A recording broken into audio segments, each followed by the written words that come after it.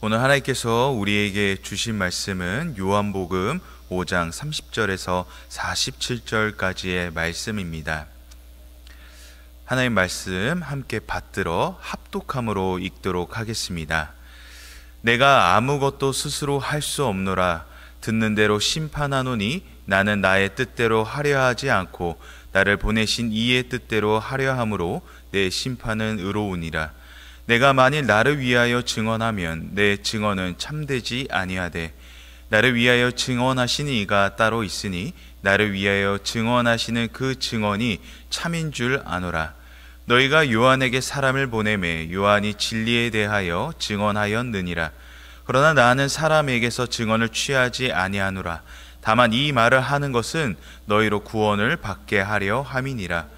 요한은 켜서 등치는 등불이라. 너희가 한때 그 빛에 즐거이 있기를 원하였거니와 내게는 요한의 증거보다 더 큰 증거가 있으니 아버지께서 내게 주사 이루게 하시는 역사 곧 내가 하는 그 역사가 아버지께서 나를 보내신 것을 나를 위하여 증언하는 것이요 또한 나를 보내신 아버지께서 친히 나를 위하여 증언하셨느니라.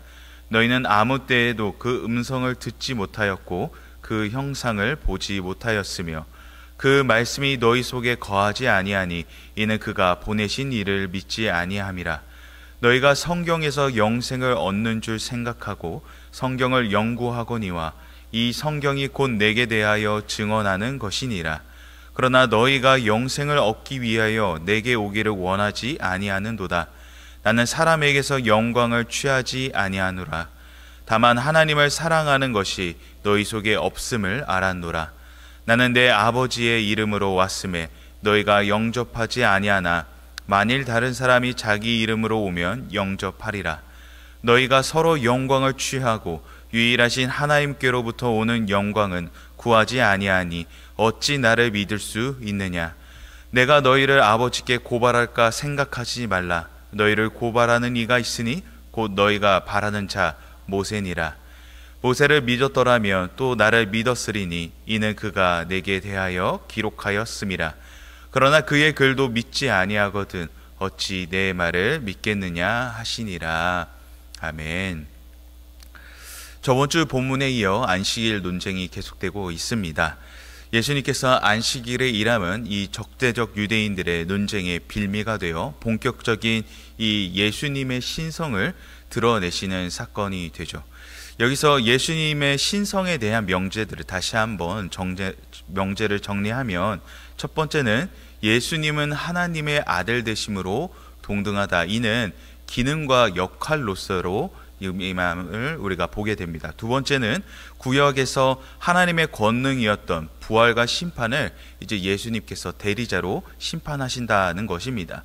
세 번째, 부활의 새 생명은 오직 예수 그리스도를 믿음으로 누린다는 이 세 가지 명제를 예수님께서 말씀하셨습니다.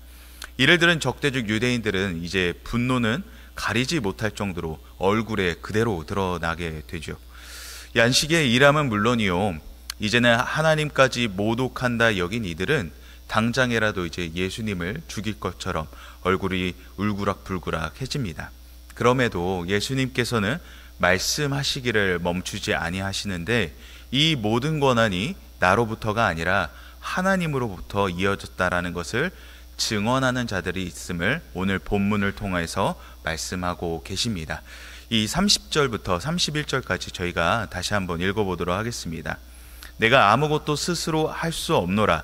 듣는 대로 심판하노니 나는 나의 뜻대로 하려 하지 않고 나를 보내시니 이의 뜻대로 하려 함으로 내 심판은 의로우니라. 내가 만일 나를 위하여 증언하면 내 증인은 참되지 아니하되. 예수님은 다른 것을 하기 위해서 오신 것이 아니죠. 구원하기 위하여 오신 것입니다. 죽을 수밖에 없던 죄인들을 다시 구원하기 위해 이 땅에 오신 것입니다. 그런데 유대인들은 어떻게 반응합니다? 예수님께서 마치 다른 일을 하시는 것처럼 그들은 인식하고 바라봅니다. 오히려 구원하러 오신 예수님을 그들은 반대로 죽이고자 한다라는 것입니다. 구하러 왔는데 오히려 죽이려고 든다라는 것입니다.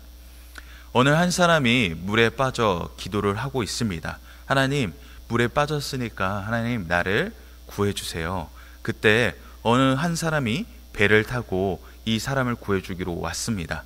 그런데 물에 빠진 사람은 배에 탄 사람에게 구해달라고 얘기하지 않고 하나님께서 오실 거니까 당신은 가셔도 됩니다 라고 이야기를 합니다.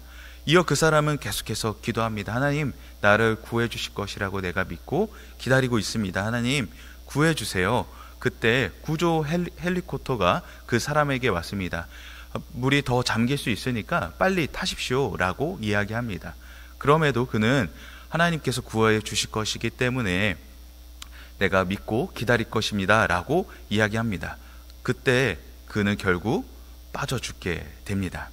그는 죽고 나서 예수님을 만나 물어보게 됩니다. 예수님, 왜 나를 구하러 오시지 않았습니까? 그렇습니다. 오늘 유대인의 신앙 또한 이러한 모습을 띠고 있는 것입니다. 하나님이 오셔야지만 믿지, 저 나사렛 시골에서 온 자는 메시아가 아니다라고 이야기를 합니다. 하늘로부터 임하시는, 마치 엘리야가 불병거를 타고 올라가는 것처럼 메시아 또한 이렇게 오셔야 된다라고 그들은 생각했던 것입니다. 이어 예수님은 자신이 메시아 되심을 증거하는 자들이 있다라고 말씀하셨습니다. 33절에 이 증언을 세례 요한이 했다라고 하십니다.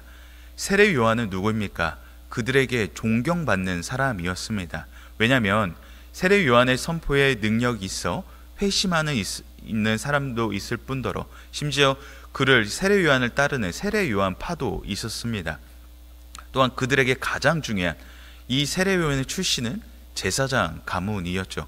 어머니 아버지 두 분 다 제사장 가문의 출신이었습니다. 그렇게 그들은 세례 요한을 존중하면서도 또 존경했습니다. 그러나 예수님은 어떠한 분이셨습니까? 저 알지도 못하는 시골 나사렛 출신의 사람이고 또 직업은 목수이며 가문 또한 보잘것 없었습니다. 또한 예수님에 대하여 증언하시는 분이 있으니 그분은 바로 하나님이십니다. 34절을 저희가 다시 한번 읽어보도록 하겠습니다. 그러나 나는 사람에게서 증언을 취하지 아니하노라. 다만 이 말을 하는 것은 너희로 구원을 받게 하려 함이니라. 하나님께서 예수님을 증언하신다는 것은 하나님만이 하실 수 있는, 이 물이 포도주가 되는 표적이라든지 이 38년 된 병자가 고침받는 것은 오직 하나님만이 가능하신 영역이었습니다. 그러나 그렇게 그들이 보고도 또 경험하였음에도 유대인들은 믿지 않았다라는 것이죠. 절대 이 예수님을 인정하지 않았다라는 것입니다. 왜 그럴까요? 그들은 예수님의 신분이 그저 미천하여서 예수님의 놀라운 이적을 보고도 그들은 왜 예수님을 믿지 못하였을까요? 우리가 만약에 예수님을 지금 만나 뵙고 예수님께서 그렇게 행하신다고 하면 우리는 아멘이라 화답하며 예수님을 따라갈 것입니다. 그러나 왜 유대인들은 왜 그토록 보고도 직접 우리는 보면 믿을 것 같은데 왜 그들은 믿지 않았을까요? 38절에 그 말씀이 그들 안에 거하지 아니함으로라고 이야기를 하고 있습니다. 그렇습니다. 그들은 율법을 철저하게 지켰지만 정작 그 안에 율법을 사랑하는 마음이 없었습니다. 39절에 그들은 성경을 통해 영생을 얻는 줄 착각했습니다.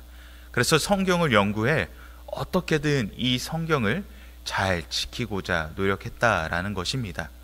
심지어 그들은 바벨론의 포로로 이끌려 갔었을 때 이 이스라엘이 이 유대가 망한 것은 그들이 율법을 잘 지키지 않았기 때문에라고 생각합니다. 그만큼 그들은 율법을 지키는 것에 대한 열심을 내게 됩니다. 그렇게 율법을 잘 지키기 위해 수많은 계명들을 만들게 되죠. 10계명 이외에도 613개나 되는 법을 만들어서 그것을 지키고자 합니다. 그러나 42절에 예수님께서 말씀하십니다. 그들 안에 하나님을 사랑함이 없다. 율법은 무엇입니까? 하나님과 이웃을 사랑하는 것입니다. 그러나 유대인들은 하나님을 사랑하는 것보다 율법을 지키는 것을 우선했습니다. 하나님을 사랑하지 않고 그저 율법을 지키고자 했다는 것입니다. 하나님을 사랑하지 않고는 이 율법의 행함은 아무런 능력이 없습니다. 율법을 잘 지킴으로 그들은 구원받을 수 있다 생각했지만 율법은 잘 지키기 위해서 존재하는 것이 아닌 하나님을 사랑하는 것이 우선시 되어야 합니다. 가장 중요한 하나님을 사랑하지 않기에 그들은 종교인이 되어버립니다. 우리 그리스도인을 종교인이라고 말하지 않는 것은 우리는 성경을 그저 지키는 종교가 아니기 때문입니다. 우리는 성경을 사랑하는 것이 첫 번째입니다. 지키는 것과 사랑하는 것은 전혀 다른 영역입니다. 예배를 잘 드리고 찬양을 열심히 부르고 하는 것에 우리의 목적이, 이 지킴의 목적이 있는 것이 아니라 내가 하나님을 사랑하기에 하는 것이 바로 예배와 찬양, 기도라는 것입니다. 이 목적을 벗어난 순간 이 바리새인들은 종교인이 되어버립니다. 목적과 의미 없는 지킴만이 있는 바리새인들은 이 의미 없는 율법을 따라 지키고자 애를 쓰게 됩니다. 43절에 예수님을 말씀하십니다. 그들이 하나님을 사랑하지 않기에 그저 율법을 잘 지키는 자, 다른 사람이 왔다라면 그들은 믿었다라는 것입니다. 가문이 좋거나 그의 출신이 바리새인이었다면 그들은 오히려 메시아라고 인정했을 것이라는 것입니다. 그러나 예수님께서는 오심은 율법을 지키는 자들에게 구원을 주시는 것이 아니라 하나님을 사랑하는 자들에게 구원을 하신다라는 것을 말하고 있는 것이죠. 46절에 그들이 그렇게 믿고 신뢰했던 모세 또한 예수님에 대하여 증언하였다고 말합니다. 유대인들은 모세를 굉장히 존경합니다. 그는 하나님과 대면했던 자이며 이스라엘 백성을 애굽에서 구출한 위대한 지도자였습니다. 또한 모세가 율법을 썼던 지도자였습니다. 그런데 그 모세가 율법을 썼을 때 예수 그리스도를 바라보면서 기록했다라고 출애굽기는 기록하고 있습니다. 또한 율법의 목적은 곧 메시아이신 예수 그리스도를 믿게 하기 위함이죠. 그렇게 로마서에 가면 율법의 완성은 그리스도라고 말씀하십니다. 그런데 유대인들은 이 율법을 가지고 결국 예수님을 십자가에 못 박습니다. 율법은 하나님을 사랑하기 위함이었는데 하나님을 사랑하는 방법으로 그들은 예수님을 십자가에 못 박게 되는 것이죠. 왜 이렇게까지 그들은 예수님을 믿지 않았을까요? 이미 수많은 이적과 기적들을 행하셨는데도 그들은 왜 주님을 메시아로 인정하지 않았을까요? 이미 예수님의 말씀을 들음으로 구원의 은혜를 누린 자들이 있었습니다. 바로 니고데모와 수가성 사람들이었죠. 왜 그들은 예수님을 믿게 되었습니까? 그들의 마음이 닫혀 있기에 그렇습니다. 그들의 영적 상태가 완전히 어두워져 있기 때문에 그들은 예수님을 바라보지 못했다라는 것입니다. 율법이라는 틀에 갇혀 세상의 것, 세상의 영광을 누리고자 했기에 그렇다라는 것이죠. 율법은 하나님을 사랑하고 이웃을 사랑하는 것입니다. 그러나 그들은 율법으로 하나님을 사랑한 것이 아니라 세상을 사랑하기에 힘썼다라는 것입니다. 왜 우리가 예배를 드리거나 찬양을 하면 가슴이 뜨거워 은혜 충만함으로 살아갑니다. 설교를 들으며 그렇구나, 주님 이렇게 말씀하셨기 때문에 그 은혜대로 우리가 살아가야지 라고 생각합니다. 그리고 집으로 돌아갑니다. 그러나 이 은혜가 얼만큼 유지가 되십니까? 그 은혜가 충만함으로 그 은혜가 오늘 우리 가운데에 계속해서 넘쳐나십니까? 제가 주님을 처음 만났던 그 영접했던 날에 하나님 앞에 그런 고백을 해서 하나님, 제가 하나님 전에 늘 머물며 하나님 은혜 가운데 살고 싶습니다. 하나님, 제가 하나님과의 동행을 계속해서 누리고 싶습니다 라고 그렇게 고백했습니다. 그 고백의 마음이 하루, 이틀까지는 유지가 됐습니다. 근데 3일째 되던 날부터 내 마음이 무너지는 일들이 계속해서 생기는 것입니다. 은혜가 내게 충만한데 내가 은혜가 부족하여서 이 어려움을, 이 난관을 해치지 못하는 것일까? 이러한 생각을 하게 되었다는 것입니다. 여러분, 정말로 은혜가 우리 가운데 계속 있으면 하나님과 하는 이 동행을 계속해서 유지하며 살아갈 수 있는 것일까요? 지금은 예배를 참석하지 않아도 이 영상 매체를 통하여서 수많은 설교자의 내용을 들을 수 있고, 옛날에 했었던 놀라운 사역을 하셨던 분들의 이 설교조차 쉽게 들을 수 있습니다. 그 설교를 들으면 어떠합니까? 너무나 좋고 감격이 되고 또 눈물이 흘러나옵니다. 저 또한 이 여러 목사님들의 설교를 들으면서 은혜가 됩니다. 그러나 그 설교를 들음이 오늘 우리 가운데 계속해서 유지가 됩니까? 사실 그렇지 않다라는 것이죠.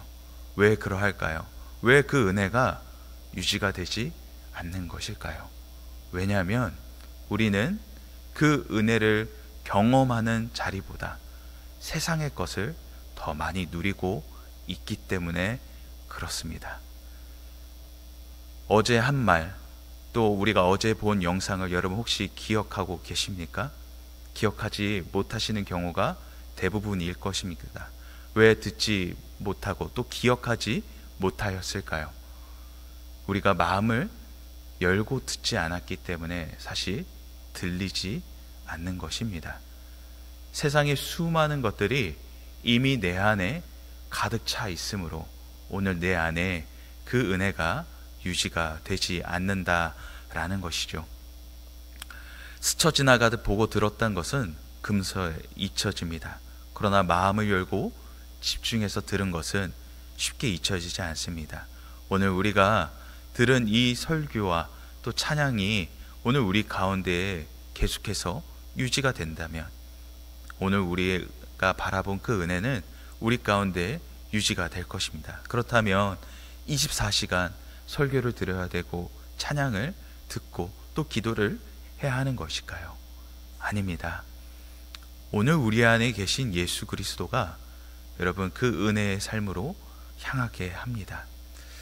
여러분, 거룩한 삶은 어떻게 살아갈 수 있을까요?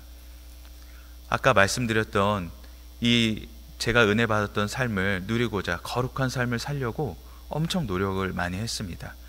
하나님께서 기뻐하시는 일을 하고자 매일매일 노력했습니다.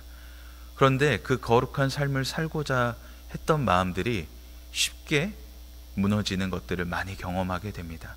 늘 노심초사하게 되고 왜 그랬을까 너무너무 자책하는 일들이 많았다라는 것이죠. 그러다 보니까 제 스스로를 정죄하기 시작한 겁니다. 하나님은 은혜대로 내가 살아간다라고 고백했는데 하나님, 제가 그렇게 살지 못함이 너무나 괴롭고 두렵습니다. 주님, 내가 주님 앞에 이제 나가는 것조차 너무너무나 두렵습니다. 이렇게 고백했던 것이 수두룩합니다. 그러면 우리는 거룩한 삶을 어떻게 살아갈 수 있을까요? 거룩한 삶은 내가 살아가는 것이 아닙니다. 내 안에 계신 주님으로부터 살아가는 것입니다. 내 힘이 아니라 내 안에 계신 주님을 바라보며 살아가는 것입니다. 오늘 설교의 제목은 주님으로 말미암아 충만하다라는 것입니다. 여러분, 제 이름의 이름은 은만인데 제 이름의 의미를 아버지께서 은혜 충만하다 하셔서 끝에 은자 만자를 따셔서 은혜 충만이라고 지어주셨습니다. 은혜 충만한 삶은 내 안에 계신 예수님을 누리는 것입니다.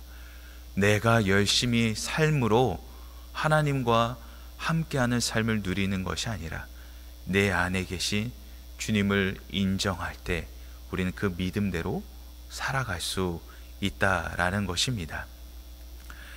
그 은혜가 다시 타오르려면 어떻게 해야 합니까? 불이 탈 수 있도록 장작을 계속해서 넣어야 합니다. 오늘 내 안에 계신 주님을 계속해서 묵상하는 것입니다. 주님, 내가 세상의 것을 더 많이 보기보다 내 안에 계신 주님을 보기 원합니다. 날마다 고백하는 것입니다. 아침에 일어나 주님, 오늘 내게 하실 것들이 무엇입니까? 주님, 내게 말씀하여 주세요. 아침에 일어나 음식을 준비할 때, 우리 사랑하는 가정을 위해서 준비할 때 주님, 이 음식을 통해서 먼저 하나님 영광 받아주세요. 이 먹고 또 마실 때 주님을 기억하게 하나님 인도해 주세요 라고 고백하는 것이 너무나 중요하다라는 것입니다. 사랑하는 성도 여러분, 내 안에 주님으로 만족하시기를 바랍니다. 주님을 향한 갈급함이 내 안을 가득 채우는 그 은혜로 향하기를 소망합니다. 은혜가 아닌 내 안에 계신 예수로 말미암아 만족하는 것, 이것이 바로 우리가 주님 앞에 나아가야 될 놀라운 은혜의 자리인 줄을 믿습니다. 바울이 하나님께 큰 은혜를 받아 자신의 병이 못 고침 받는다를 사실을 알았을 때 그는 괴로워하기보다 하나님 교만하지 않기 하기 위하여 하셨구나 라는 것을 깨닫게 됩니다. 더 큰 은혜가 우리를 믿음의 자리로 인도하는 것이 아닙니다. 내 안에 계신 주님을 우리가 묵상했을 때 우리는 그 은혜의 자리로 향하게 되는 것입니다. 오늘 내 안에 계신 주님을 묵상하시기 바랍니다. 주님, 오늘 내게 무엇을 말씀하시고 계십니까? 라고 주님께 말씀할 때 오늘 우리 안에 생각나게 하시는 것, 그것을 위해서 기도하시기 바랍니다. 오늘 우리 안에 깨닫게 하시는 말씀이 있으십니까? 오늘 우리가 생각했던, 우리 안에 기억나는 그 말씀이 있으십니까? 그 말씀이 바로 예수 그리스도이십니다. 그 말씀을 붙잡고 기도함으로 오늘 우리 안에 계신 주님과의 동행을 끊임없이 놓지 않으시기를 바랍니다. 사랑하는 성도 여러분, 주님이 오늘도 여러분과 함께 하십니다. 우리 주님과의 함께함을 계속해서 경험함은 오늘 우리의 입술과 우리의 삶 속에서 주님이 증거되실 것을 믿습니다. 자책하지 마십시오. 정죄하지 마십시오. 거룩한 삶으로 향하지 못했음을 두려워하지 마십시오. 오늘 내 안에 계신 주님으로 말미암아 그 은혜의 풍성함을 누리십시오. 오늘 함께 고백하기를 원합니다. 함께 고백해 볼까요? 주님, 내가 주님으로 만족합니다. 다시 한번 고백하십니다. 주님, 내가 주님으로 만족합니다. 그 은혜대로 살아가는 우리 모두가 되기를 주님의 이름으로 축원합니다.